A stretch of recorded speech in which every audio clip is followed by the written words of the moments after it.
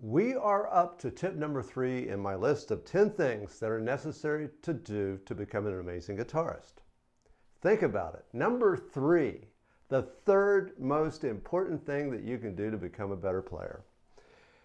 Sounds exciting?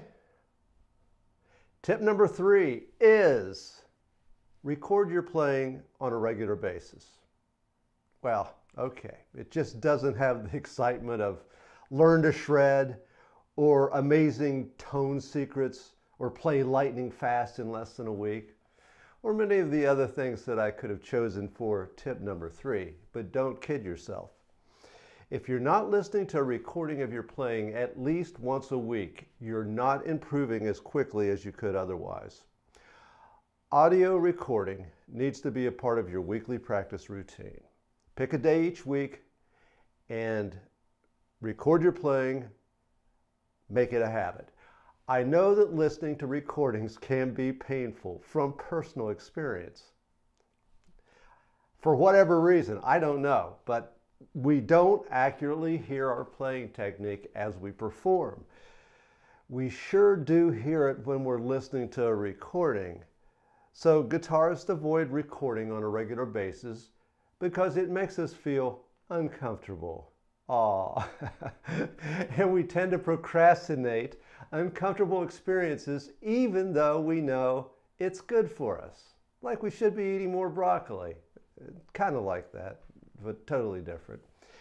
When I give Skype guitar lessons, I prefer to review a student's video instead of putting them on the spot while they're in front of me. The reason for this is they're not going to have a peak performance in a nervous situation. The best part of this process is it forces the student to record and review their playing. Plus, as weekly recordings accumulate, the student has a record of improvement over time. This is absolutely necessary to consistently move forward. Here's why. Every time you review a recording of your playing, you'll learn something different. I don't care how long you play guitar. I learn something every time I listen to myself play, even now. And these small changes accumulate over time, and you'll make corrections. And the result is you'll notice a radical improvement in your playing over a 6-month period. Without weekly recordings, that's not going to happen. If you play in a band or jam with friends, you've probably experienced the battle of the volume knob.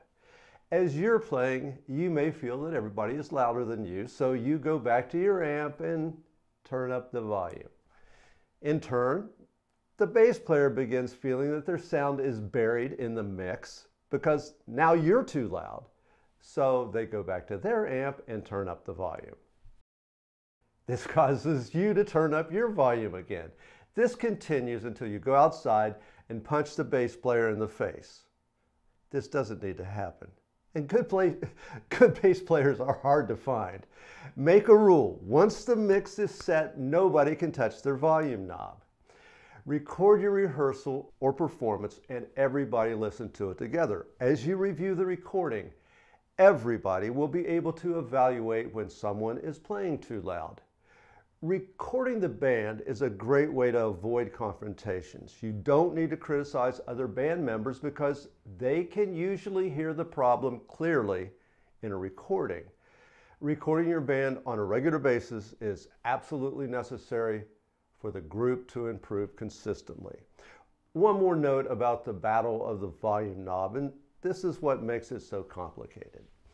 When a bass player moves into the upper register to the first and second strings, they're going to be too loud unless they make adjustments in their technique, playing lighter. Same is true for you when you're on the 5th and 6th string. You'll find it difficult to hear yourself.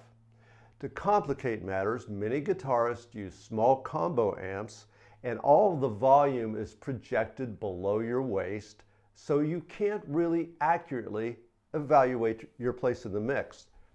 To correct these problems, as mentioned, record the band and listen to the recording as a group.